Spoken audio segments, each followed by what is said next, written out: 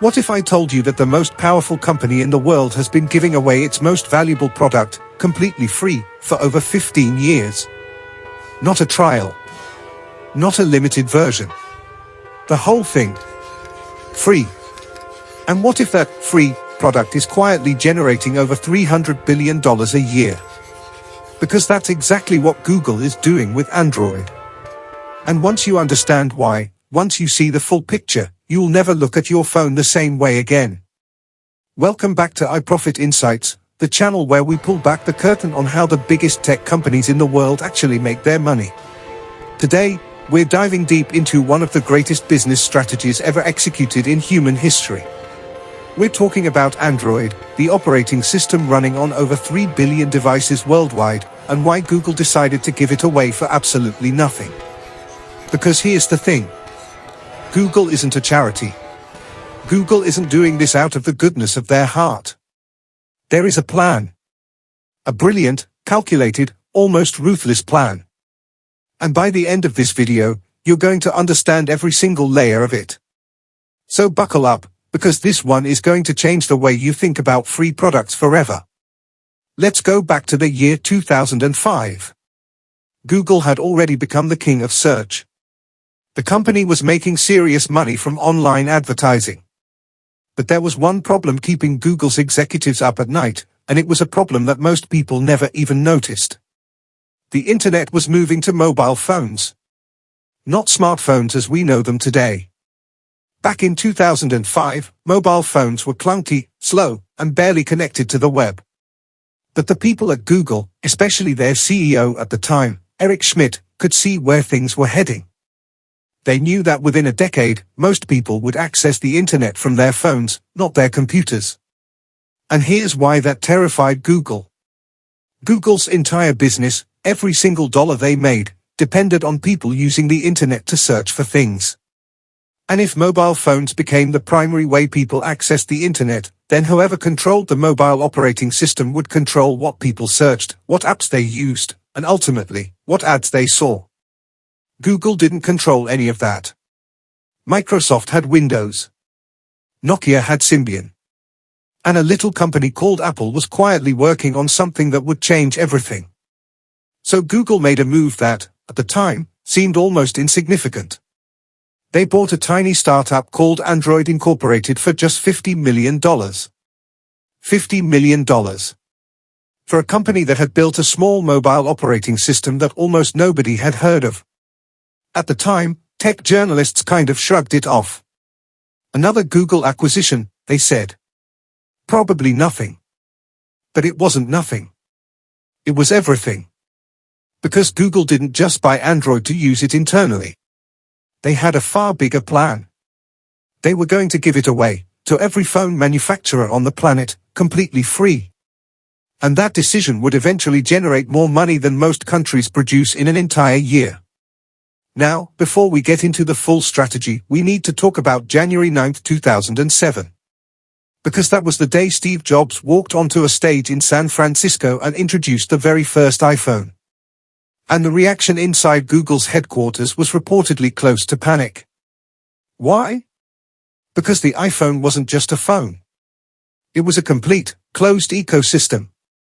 Apple controlled the hardware, the software, the App Store, and the entire user experience.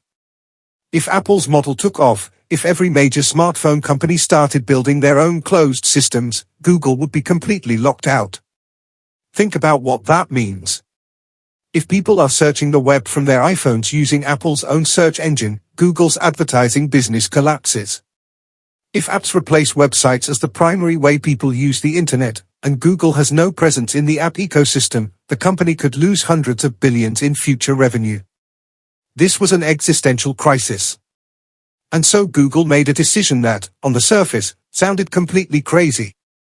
Instead of building their own phone, instead of creating a closed Google ecosystem like Apple, they decided to do the exact opposite. They would open Android up to anyone. Any phone manufacturer. Any carrier. Any company in the world could take Android, put it on their devices, and give it to consumers, all without paying Google a single dollar in licensing fees. Zero. Nothing. Free. Samsung could use it. HTC could use it. LG, Motorola, Sony, Huawei, every single one of them could build their entire smartphone business on top of Android without giving Google any money. Now here's the question that you're probably already asking. If Google isn't charging for Android, how does this make them $300 billion? Great question. And the answer is so elegant, so perfectly constructed, that once you see it, you'll realize this wasn't luck. This was a master plan from day one. Here's the most important sentence in this entire video. Write this down if you have to. Google doesn't make money from Android. Google makes money because of Android. There is a massive difference between those two things. Let's break it down. When Google gives Android away for free, what do they actually get in return? They get something far more valuable than licensing fees. They get access. They get data. And they get scale. Every single Android phone on the planet, all 3 billion plus of them, comes preloaded with Google's apps. Google Search, Google Maps, Gmail, YouTube, Google Chrome, Google Play Store. The entire Google ecosystem, baked right into the operating system.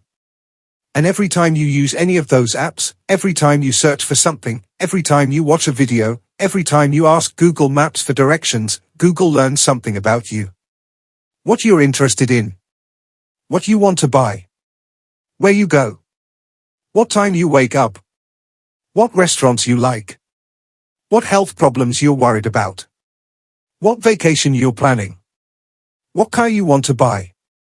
This information is extraordinarily valuable. Not because Google is selling your personal data, that's a common misconception, but because this data allows Google to show you perfectly targeted advertisements. And perfectly targeted advertisements are worth a fortune. Think about it this way.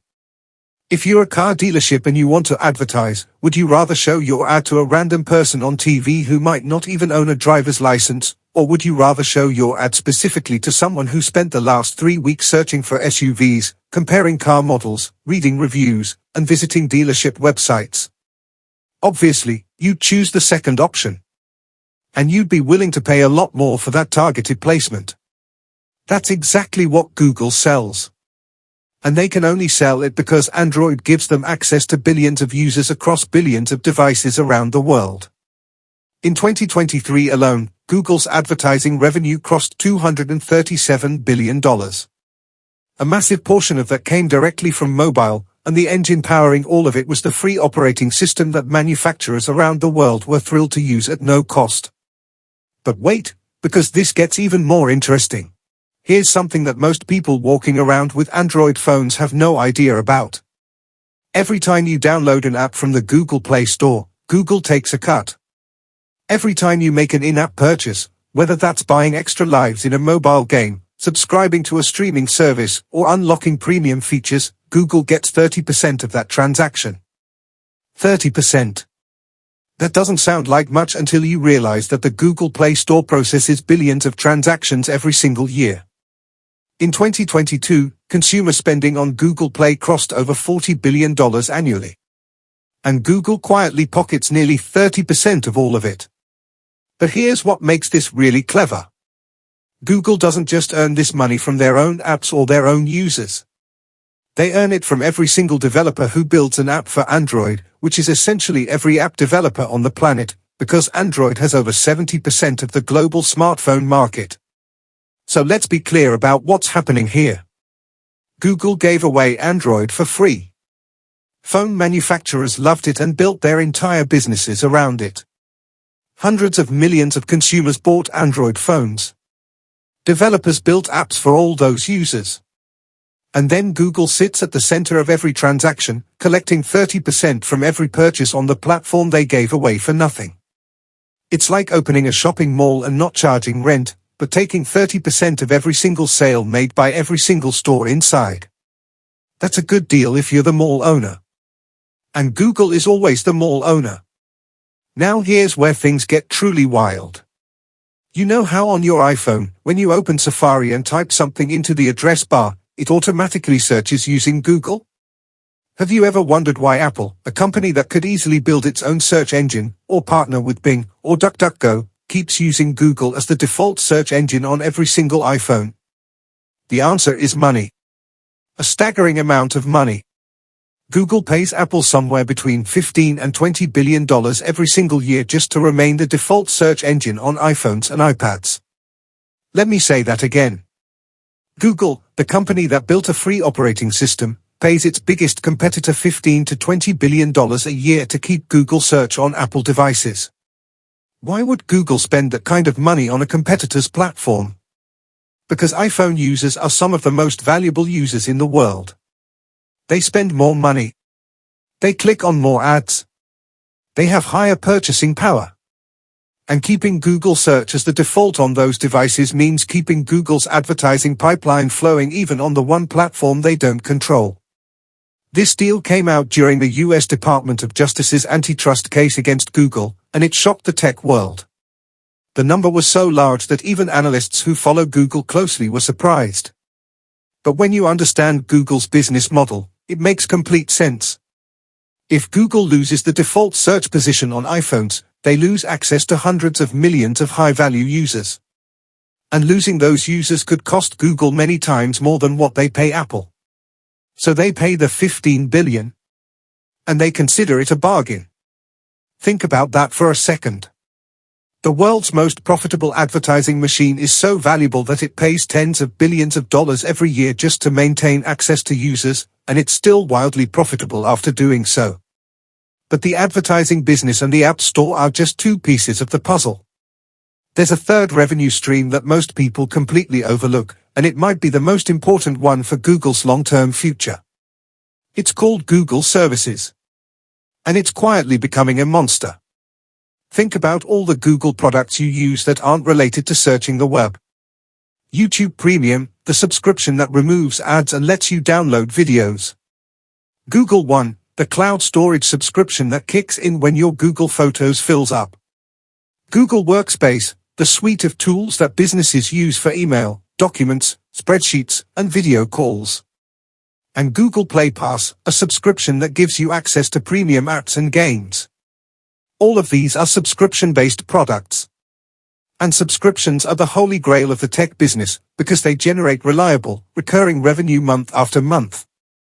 As of the most recent reports, YouTube alone had over 80 million paid subscribers between YouTube Premium and YouTube Music. Google One had over 100 million subscribers globally. And Google Workspace had hundreds of millions of business users, many of them paying monthly fees. All of this was built on top of Android. YouTube became the dominant video platform partly because it was deeply integrated into every Android device. Google Drive became essential because it syncs perfectly with every Android phone. Gmail became the world's most popular email service because it was the default on Android. The free operating system created a captive audience. And that captive audience became the foundation for billions in subscription revenue. This is the genius of the Android strategy in its purest form. Give the operating system away. Get billions of users. And then build paid services on top of those users. One investment. Infinite returns. Now, here's a question that's worth asking. If Android is free and makes Google billions through advertising and services, why does Google also make its own phones? The Pixel lineup? Because Google has Apple envy. And that's not an insult, it's just the truth. Apple proved something with the iPhone that completely changed the tech industry. When you control both the hardware and the software, when you design the chip and the operating system and the camera system all together, you can create an experience that nobody else can replicate. Google watched Apple generate the most profitable consumer product in history and realized something important. The Pixel phones aren't just phones. They're test beds. They are proof-of-concept devices. They are the place where Google shows the world what Android can truly do when there are no compromises. The Pixel's camera system, particularly its computational photography, is widely considered one of the best in the business. Not because the hardware is necessarily better than Samsung's or Apple's, but because Google's artificial intelligence and machine learning makes the photos extraordinary. And here's what that does for Google's business. When the Pixel takes a stunning photo that goes viral on social media, it doesn't just sell Pixel phones. It elevates the entire Android brand. It proves that Android can compete with iOS at the highest level. And it gives Google credibility as a hardware company, which matters more and more as Google pushes deeper into smart home devices, wearables, and augmented reality. The Pixel phones don't need to outsell the iPhone to be successful. They just need to exist. They need to be good enough to demonstrate Google's capabilities. And by that measure, they are doing exactly what they were designed to do. Okay. Now we need to talk about the thing that makes everything else possible. The engine underneath all of this. The reason the advertising works, the reason the targeting is so precise, and the reason Google is nearly impossible to compete with. Data. Specifically, the sheer, incomprehensible amount of data that flows through Google's systems every single day because of Android. Here's a number to put this in perspective. Google processes over 8.5 billion searches every single day. The majority of those searches happen on mobile devices. And the majority of those mobile devices run Android. Each one of those searches is a signal. A tiny window into what a person wants, needs, worries about, or dreams of. And over time, those signals build into a detailed profile that allows Google to predict human behavior with frightening accuracy. What most people don't realize is that this data isn't just used for showing you ads. It's used to build better products. It's used to train artificial intelligence. It's used to improve Google Maps, to make Google Translate more accurate, to make Google Assistant smarter.